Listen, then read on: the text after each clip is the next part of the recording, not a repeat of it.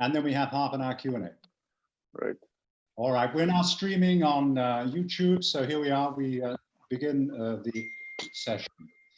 Well, welcome everyone online. Good to see you. My name is Jim Moran. I'm a senior research fellow at CEPS, the Center for European Policy Studies. And we're going to talk for the next hour about the Israeli plans to annex parts of the West Bank, which of course is something that Prime Minister Netanyahu has said is going to begin on or around July the 1st. This has of course brought about an enormous international reaction, not least here in Europe. But I'll just talk for a couple of minutes on some of the questions that I've got about this and turn it over to our very experienced speakers to take it up from there.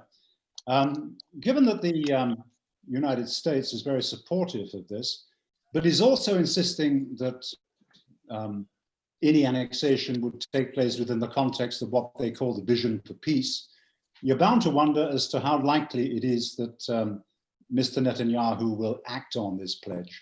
Because for the time being, direct talks between the two sides are nowhere on the agenda.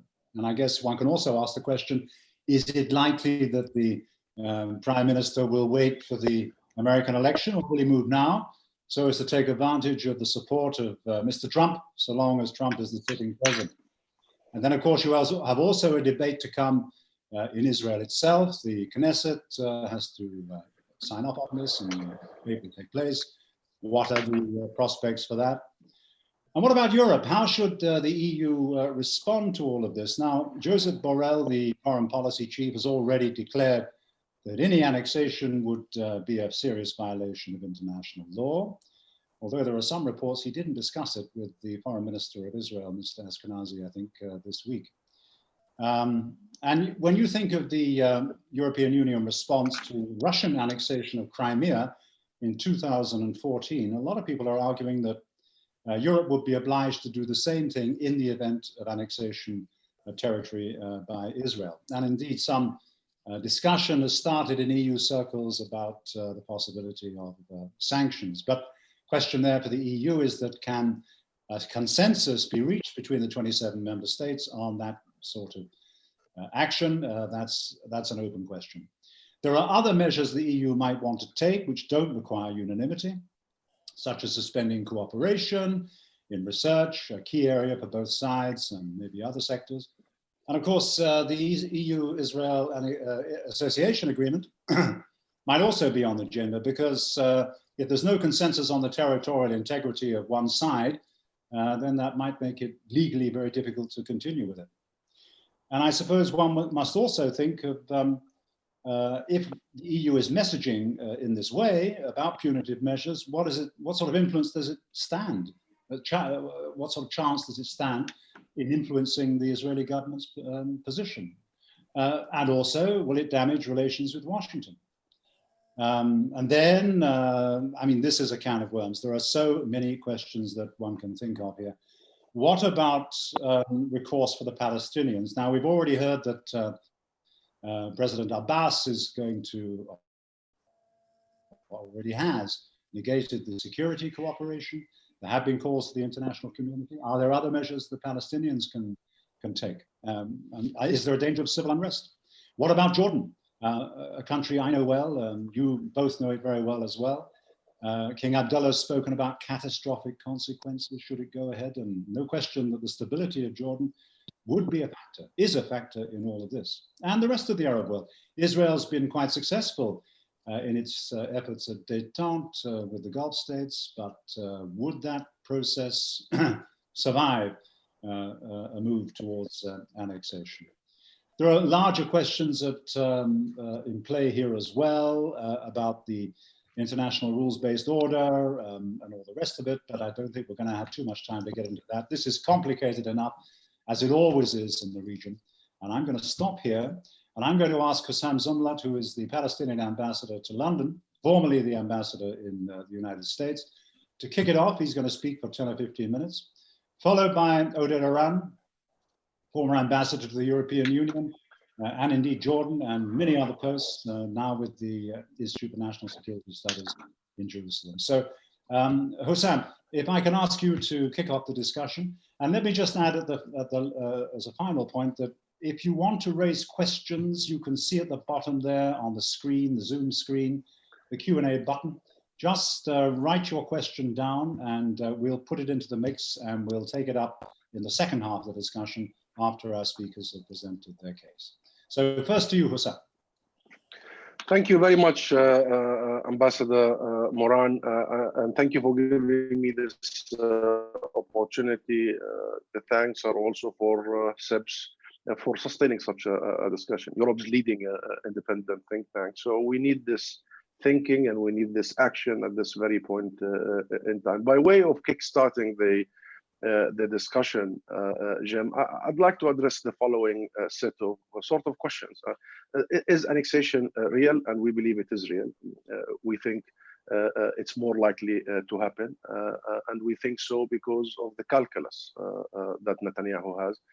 Number one, it is personal for Netanyahu. It was his main sort of platform for being re-elected and for dodging criminal charges. As you have seen, the world has seen only last week, Netanyahu is now putting the Israeli legal system under trial rather the other way around. And he has been able to do all the above and maneuvering all these difficult moments for him and sustaining his premiership because of his promise to the settler movement to annex the occupied territories. And there is an ideological side to it, of course, for Netanyahu, which is he wants to be the man recorded in history as the one who created the second Israel. That is primarily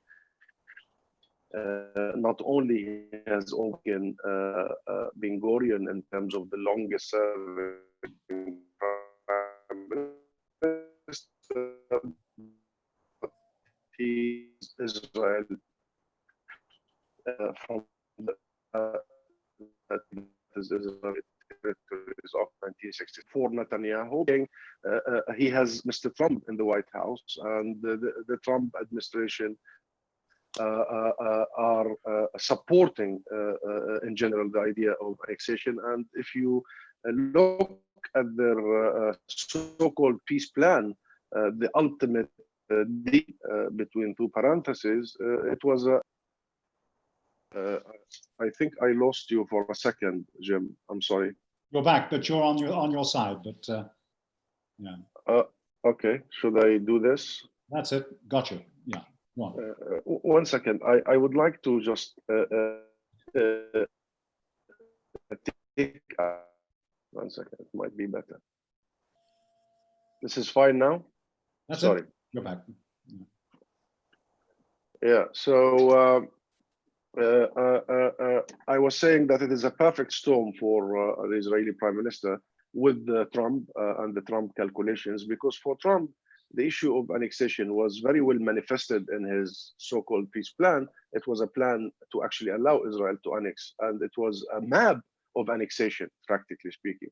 But it's also personal for Trump. Now that Netanyahu has actually leveraged the promise of annexation in being re-elected already, we think Netanyahu needs annexation less in the political personal sense than Trump himself. And Trump might, in the run-up to the elections in November, need annexation more, because the base of Trump in America, regrettably, is no longer even the Jewish community. It's the evangelical base that has Israel as a touchstone, if you may, something that is ordained from God. And you know the whole argument, we're not going to go into it.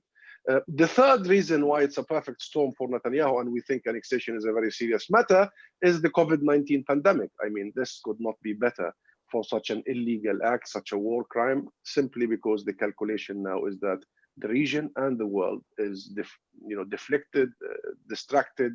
There are so much attention on the pandemic, and Israel can easily get away with it. Now, the damage of annexation is clear. The damage on the bilateral relationship between us and Israel is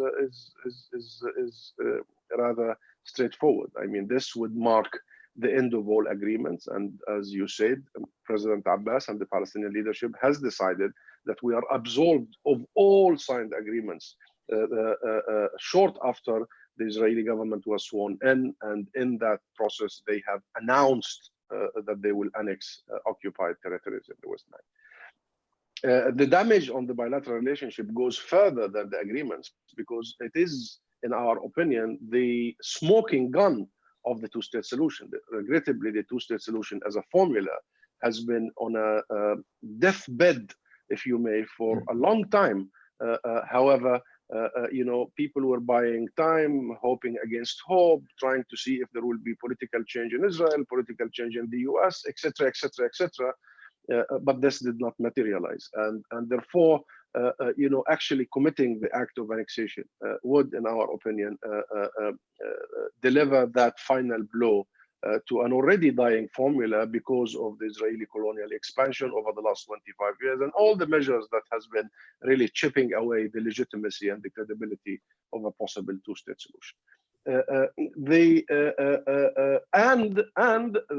It damages the relationship also in terms of really applying a total new regime in a fully fledged way, which is an apartheid regime, and then this will impose on us a new reality that we'll have to adapt to.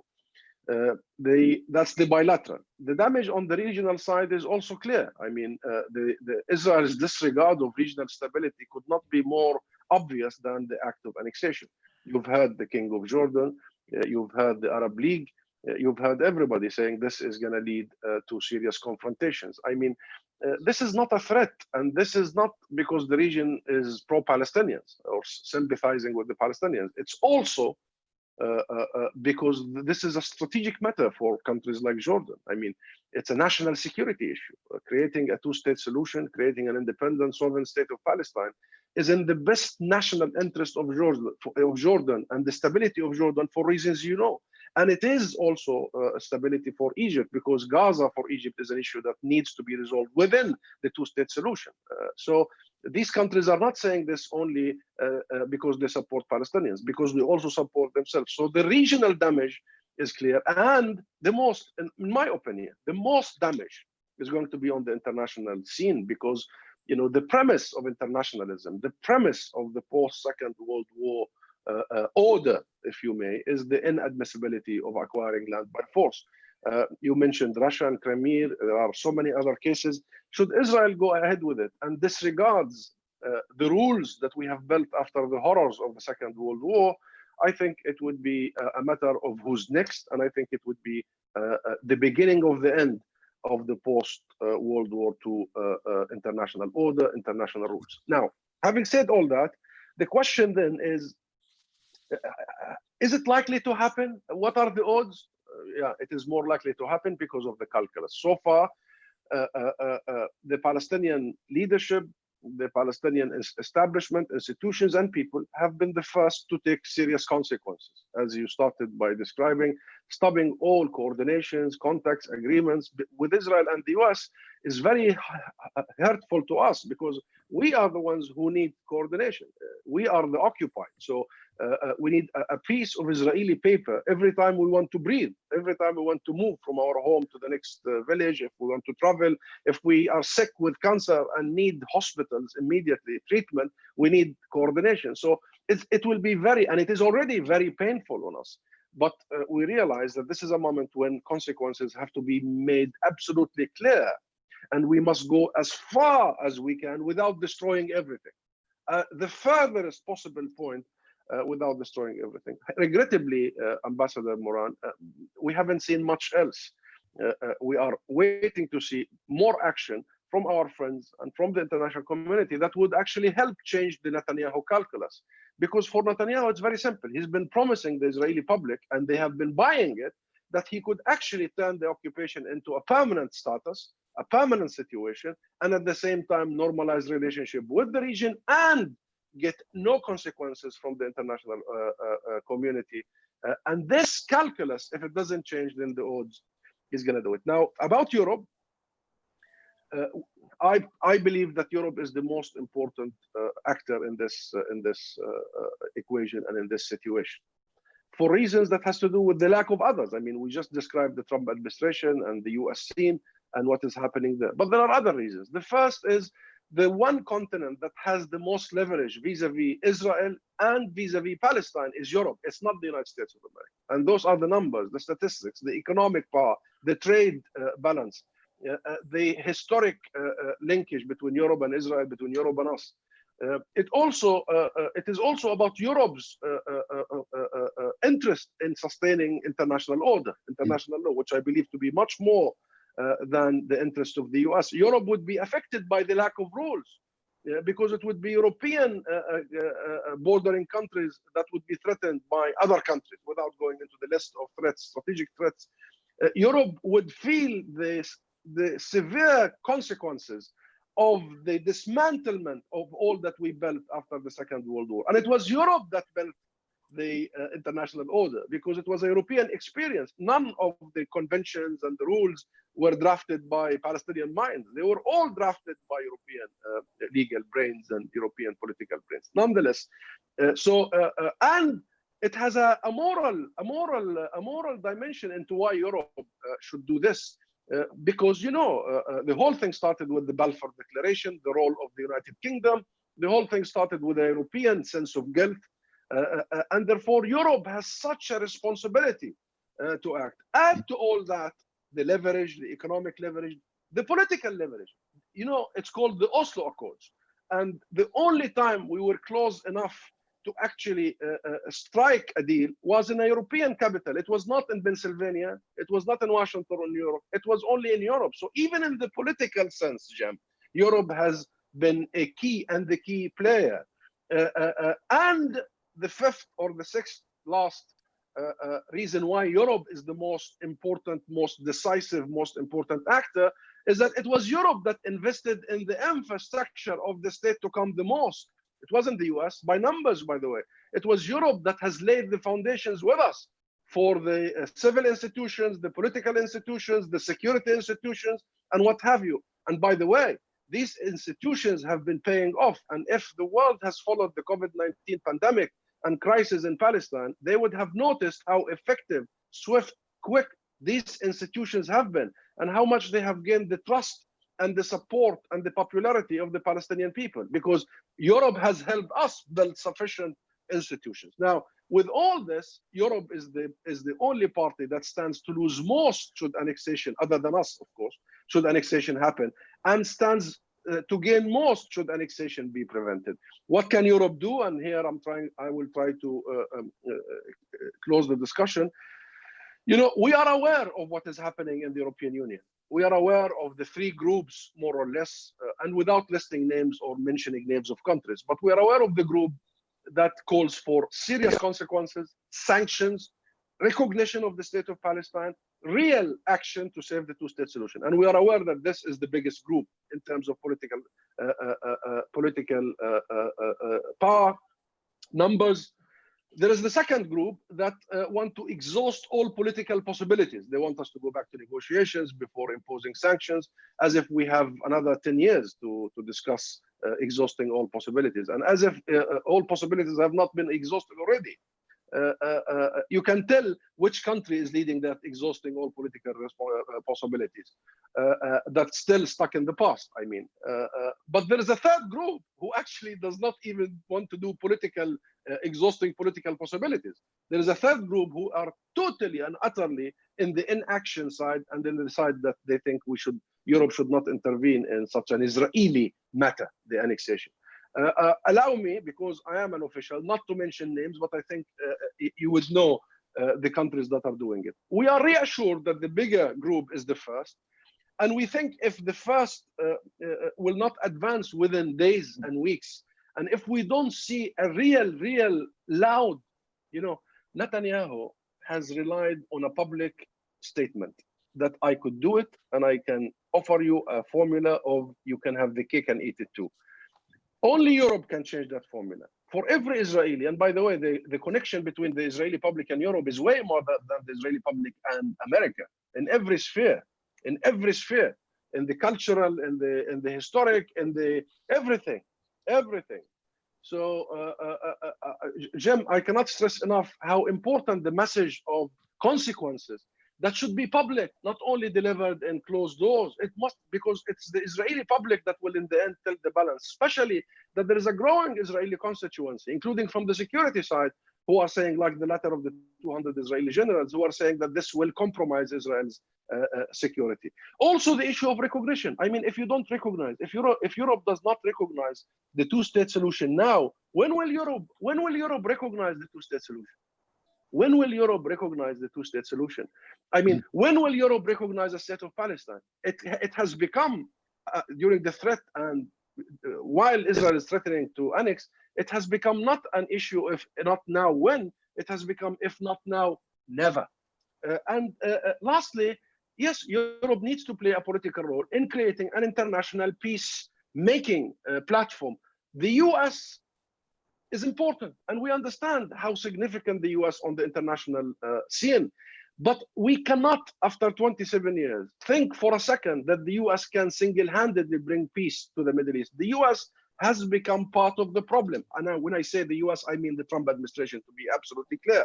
The Trump administration has become part and parcel, an integral part of the problem. And therefore, Europe must help us, as we did call on the Quartet, plus call on the Security Council. We have written to the European Union.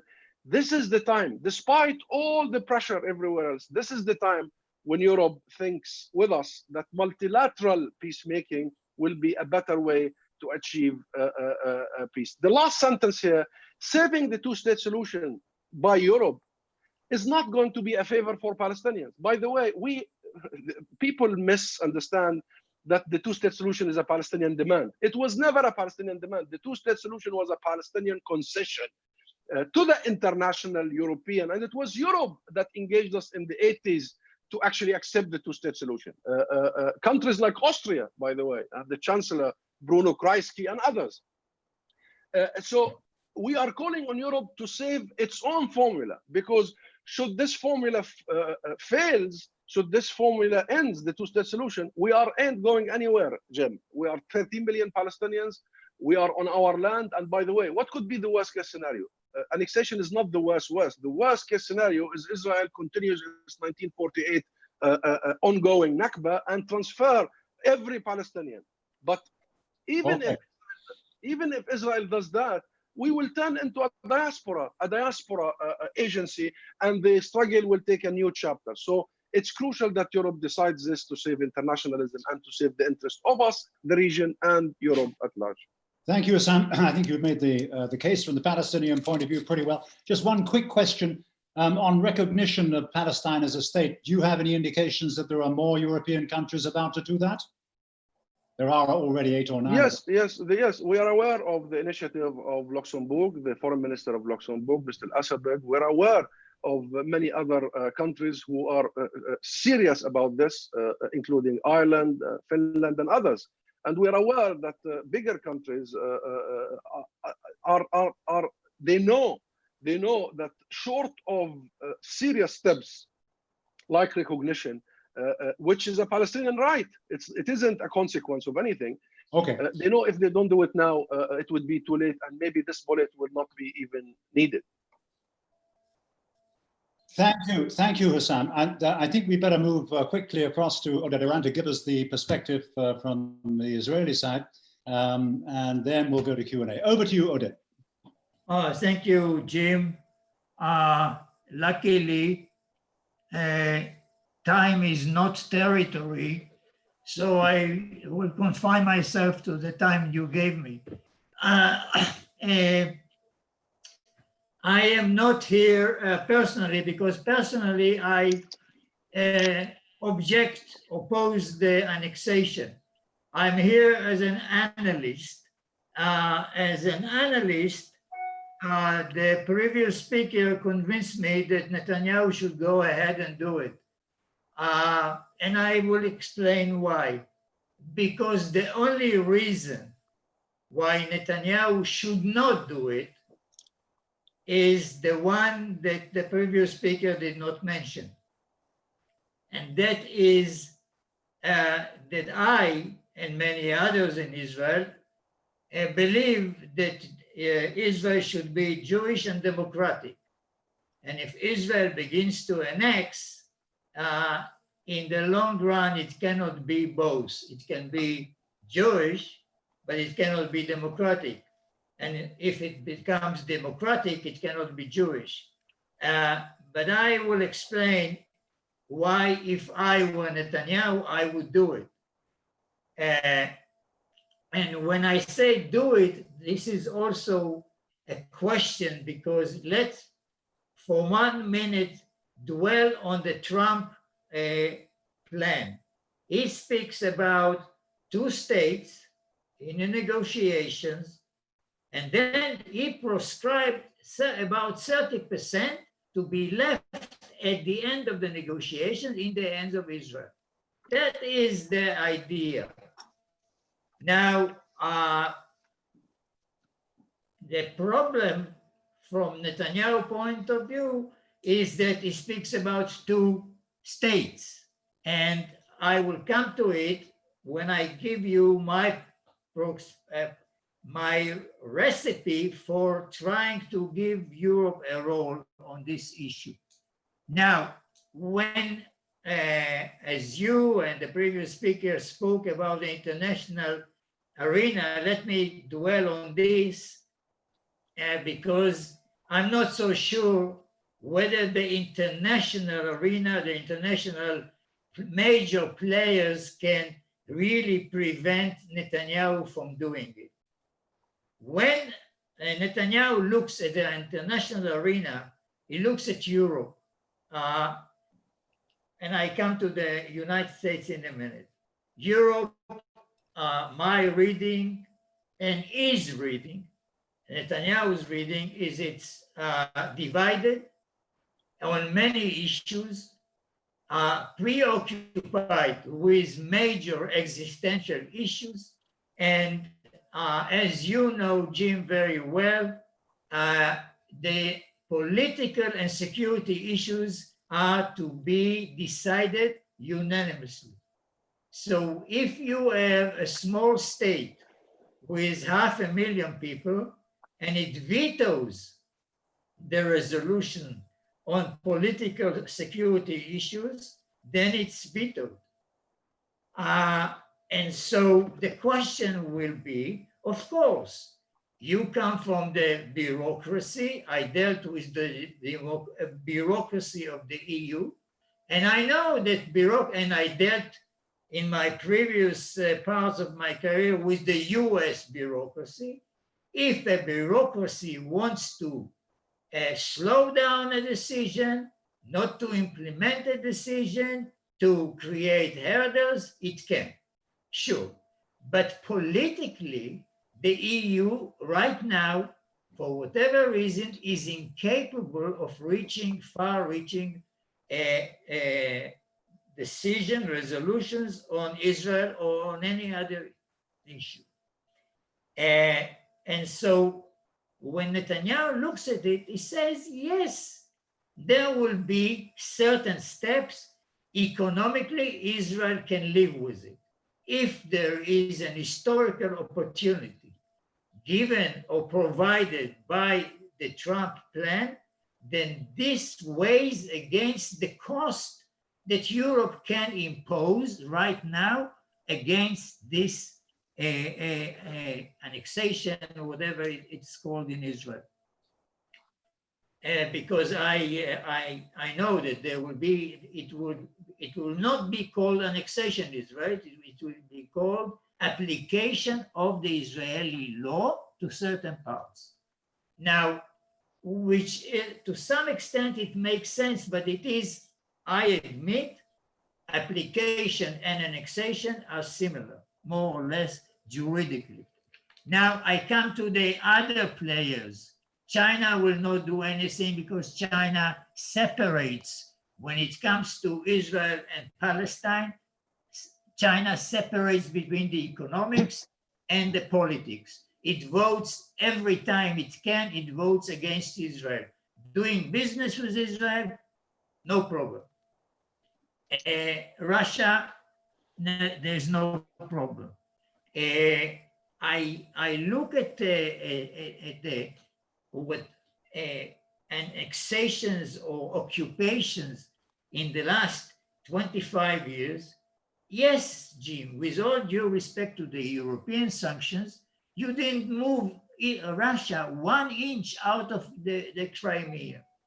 If China, and I'm not a prophet, but if China takes Taiwan tomorrow morning, yes, there will be a couple of mortars and other missiles from the United States. China will take Taiwan, and this will be a fact. China will take Hong Kong, and there's nothing that the international community is going to do about it. Now, there is one important player, and this is the United States. This is the only player that Netanyahu, and to some extent, rightly so, he considers it very seriously, and he has to calculate, number one, how Trump will react to such a unilateral move outside the context of negotiations, and secondly, whether Trump is going to stay there on the 4th of November, after the election the day before. So there is a window for him. Then he says, where he says, I will do it now.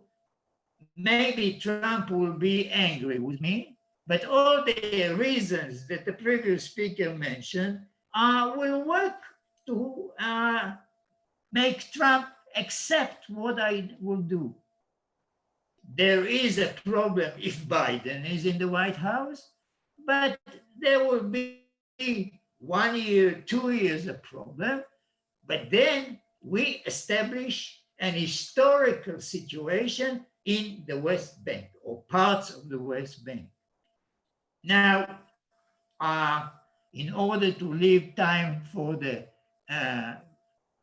listeners to ask questions, I will stop by saying one important thing about Europe, where Europe can play a role. I think that it's not in intimidating, threatening, because I think this gun is empty. Certainly from Netanyahu's point of view, and if it's not, he can say, I can take the bullet. It's not a very existential threat to Israel. I think that the major players in Europe, and we know who they are, can approach Trump and say the following: we are against the plan. However, if you tell the Israelis that the plan is a package, you cannot pick and choose only the 30% of the territory, and you cannot annex it in the absence of negotiations, in the absence of a dialogue. This is precisely what Pompeo has told us 2 weeks ago. Hold on your horses. This is a package, the Trump. So if Europeans go to Trump and say, if you bring Netanyahu to understand that he cannot annex in the absence of recognition of the two-state solution and do it in the context of negotiations, then if you bring them, the Israelis, to do this, we will bring the Palestinians to negotiate, including, not only, including on the Trump plan. Because right now the Palestinians are saying no. The Palestinians are saying we have 2 for 2, we have the Arab Initiative, we have all the rest of the world, European and others, supporting us. And I say, from Netanyahu's point of view, or from the Palestinians. Netanyahu cannot prevent and should not prevent the Palestinians from saying, we have 242, we have other administrations in the US before, we have the Arab Initiative, and so they cannot stop him from saying, and I have the Trump resolution or Trump proposal on my side. If this is the case, and the Palestinians are willing to say Israelis can bring anything that they want to the table, including the Trump resolution, we don't accept it, but he can bring it. I am the Palestinian representative. I will bring whatever resolution I want to bring. Then if the Europeans can convince the Palestinians to do that, then I think, the Europeans prove that they are players in this respect, and they can solve the current situation, which is, I admit, not progressing the way I did want to see them when I negotiated and afterwards. And I think that this is a possible solution to the current impasse. Thank you very much. Thank you, Oded. And just to take up one of your points as we turn to the questions from the audience now, you mentioned that when it comes to EU measures that you thought the gun was empty. I think that was your phrase. A number of questions are coming in, and maybe I can put this to both of you, starting with Hussam. What do you think, if any, measure exists for the EU that might be able to change the Israeli government calculus? We've spoken about some of them, you more positively, Hussam. But what do you think would be the best bet for this, given that the EU does have serious problems in finding a consensus, for example, on sanctions? We know this. You spoke about the three groups. But start with you, Hussam, and then over to Oded. Is the gun really empty? Hussam. No, the gun is very loaded as far as Europe is concerned, and you just need to follow Netanyahu and see how much he's just a calculating person. He calculates all the time, and not only Netanyahu. Israel historically has worked under pressure, and in every single incident or situation of an Israeli change of course, it was because of a serious pressure, be it in 1973 after the war with Egypt, be it in south of Lebanon, be it many other experiences, be it the oil embargo and what have you. And look at Israel's obsession with BDS.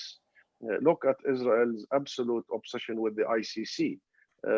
See how much Israel is investing in the small European countries to torpedo the process of international legality. You will know all what you need to know in terms of how effective these tools are. So no, don't listen to these calls that Europe has an empty gun. Europe can do little. In fact, if Israel seriously fear anything, it would be Europe. Number one, the whole colonial settler experience in the occupied territories is primarily economic. These people are there for economic reasons. Go and see all the studies that were done over the years, and the questions were asked to many of these settlers, why are you here?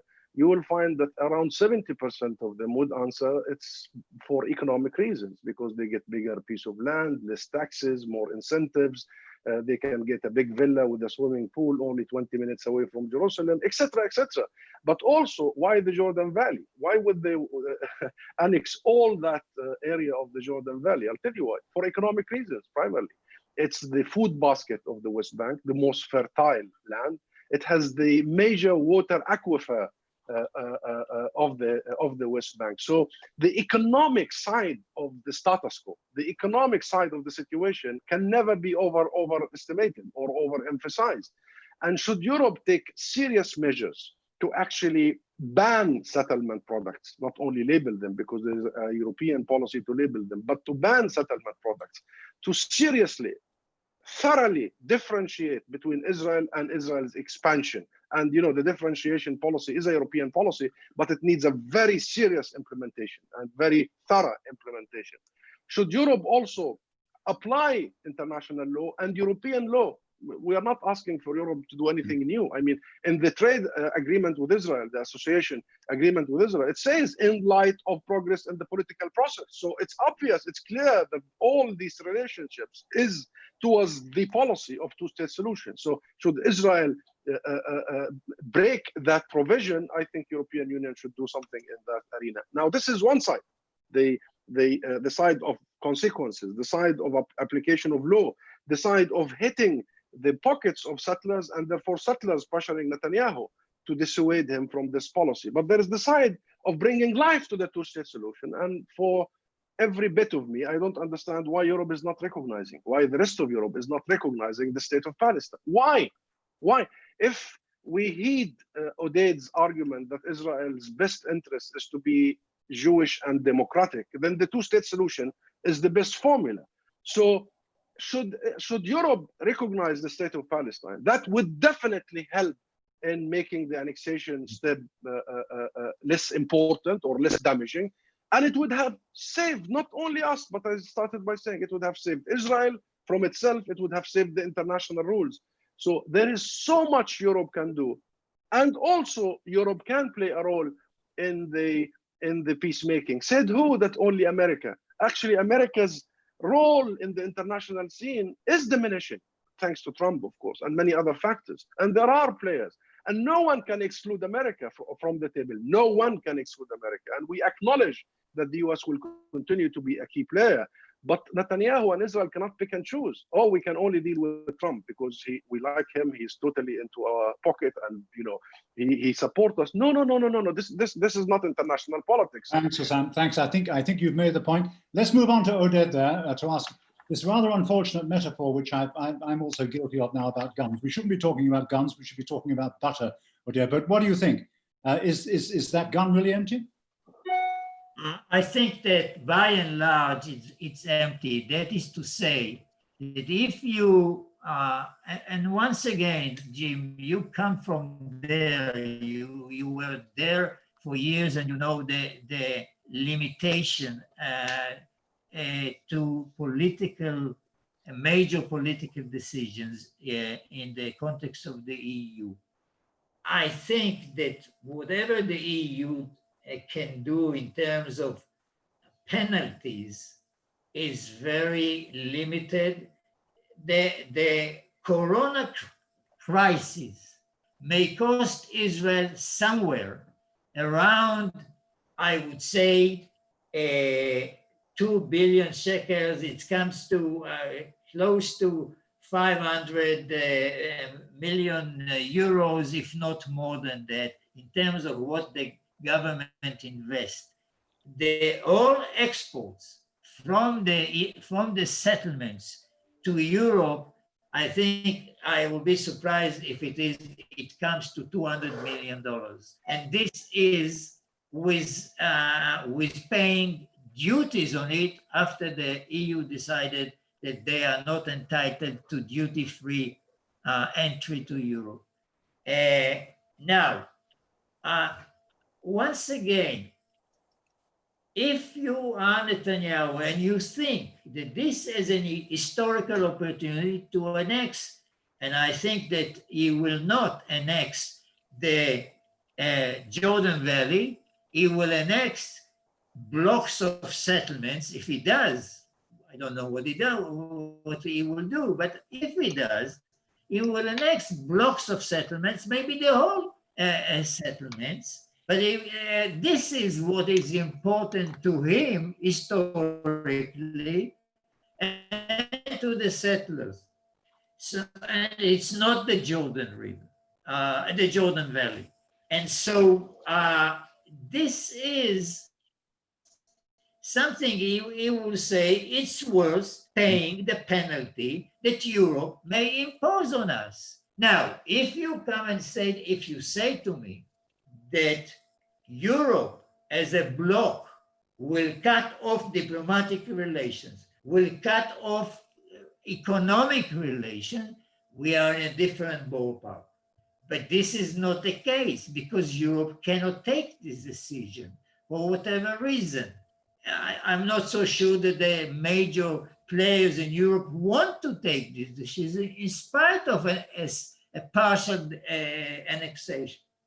So I think that if Netanyahu weighs all of this, the only decisive factor to him outside Israel itself, this is where the United States will fall on a decision now, but we have to consider the situation. Let's say that Biden is elected, then Netanyahu may say, in this situation, I slow down, I don't go for this. If Trump has 4 more years, then I don't see what stops Netanyahu from doing it. Okay, I don't disagree with that, given Mr. Trump's well-known positions.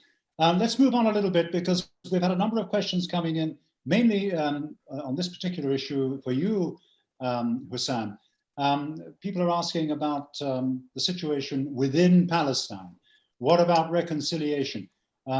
Does the annexation proposal help or hinder intra-Palestinian reconciliation? And what about the legitimacy of the Palestinian leadership, given that it's now, what, 14, 15 years since the election?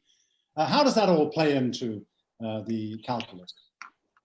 Yeah, this is a very important question, and I think it's a timely discussion as well. But allow me, Jim, to address the issue of Netanyahu and the Israeli government annexing certain parts and calling it application of Israeli law on the occupied territories, or, you know, some of the arguments would go as far as saying, oh, we are anyway annexing land that would be swapped in the future.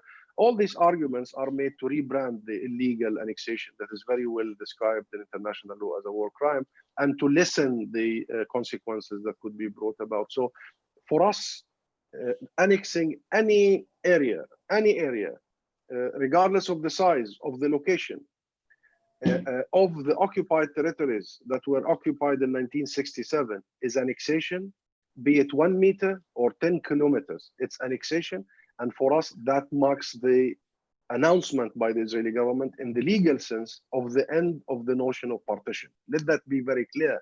And that's why we took the announcement by the government as actually effective annexation, not only the size and the area and the branding and the name. So this is a clear way. And you will hear a lot from the Israeli machine in the future about different terminology, and this is not really annexation. They might set forth a process that will take a few years for the full annexation to happen. The consequences, the impact is the same. For the internal Palestinian situation, you are absolutely right. And the person who asked the question is right in focusing attention on this at this point in time, because we do need democratic renewal. We do need elections. There have been serious efforts over the last few months at convening national elections. There was an overall Palestinian consensus, not only public, but also factions-wise, to convene elections. The Palestinian president started a process of letter writings to every head of Palestinian political party factions, including Hamas, in Gaza, because national elections must include Gaza and must include East Jerusalem. We got confirmation from all the factions that they are ready and willing to go ahead with national elections. And we got to the situation of also getting guarantees from Israel to convene elections in East Jerusalem, as we did in the last 2 national elections, 1996 and 2006. But regrettably, we did not receive any sort of guarantees or confirmation, and actually it looks negative. And that stopped the process for the time being. This doesn't mean we should not do it. I think national elections are needed and needed now. We believe we should do it even more urgently. I understand the sensitivity of convening elections without Jerusalem. I mean, not after Trump's recognition of Jerusalem as a unified capital of Israel, not after moving the embassy, the Palestinian Liberation Organization, the Palestinian leadership come and convene elections in the absence of our people in Jerusalem. You're talking about 350,000 people who reside in East Jerusalem. So what is the message? The message that we also forgo the city that we own, every home and every mosque and every church and every shop. It's a very serious matter. So, and I don't think we should keep talking about reconciliation between Fatah and Hamas. That has been tried for a long time. It didn't work. I don't know if it will work. I think we should focus, as you asked, on elections, and elections must be convened. And by the way, here Europe always plays a central role in helping us convening elections. And we call on Europe, through you, Jim, to actually get in and help us convene national elections. We very much agree that renewing the legitimacy, renewing the diplomatic, the democratic process is a very important immunity tool against annexation and against all that is coming our way. Well, I think everybody would want that. I must say that I think the largest electoral observation mission that Europe ever launched was at the Palestinian election, where we had about 500 observers. Yes, the last time. Yes. And we hope we're going to see you the 500 again very soon. I need to be trained before I can do things like that. That's serious stuff. Now, Oded, I'm not asking you to comment, and can if you want, of course, on the internal situation, but another question mainly for you. You had said that you thought that China would basically stay stumm when it came to the politics. But isn't there a complication these days vis-a-vis Israeli-Chinese trade? That complication being Mr. Trump's obsession, electoral obsession with China bashing, and the criticism coming in now that Israel is leaking military technology, true or not, I don't know, to the Chinese side. Will that change, do you think, the traditional Chinese hands-off approach to politics in the region? And also, what about Russia? What do you think about the Russian position should annexation take place? I would imagine that there would be a finesse given their own experience, but perhaps a couple of comments on that scene. Okay, Jim, when it comes to Israel and the US, this is the paramount factor in every calculation, for better or for worse. The United States provide us with the military assistance, and more than that, provides us for most of the time with the American veto and the Security Council. And these are things that no other international player, certainly no other permanent member of the Security Council, will give us. So this overrules every other consideration. When it comes to China, we have stopped every military, semi-military, like military, nothing to do with military since the year 2000. And this will not be certainly resumed, not resumed under Trump or any other president unless the United States says it's okay.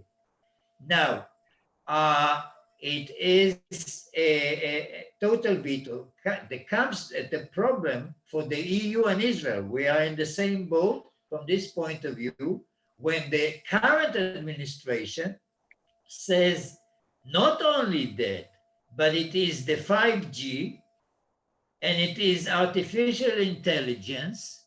We don't want you to do anything which helps China in its strategic vision of becoming a superpower equal to the United States by 2050. So this is where we and the EU separately, of course, have started with creating mechanisms that will vet every action, every investment of the Chinese companies, and every purchase of major technologies related to this area, 5G and artificial intelligence and similar technologies. This is where we stand. With Russia, I think that yes, they have the traditional support of the Palestinians, but I think that they are not going to go, if Israel annexes whatever it annexes or applies the law, I don't think that the Russians will go beyond declarations, beyond announcements. they are not in a position, and I'm not so sure that they want to get that much involved. And so I repeat, from the international point of view, the real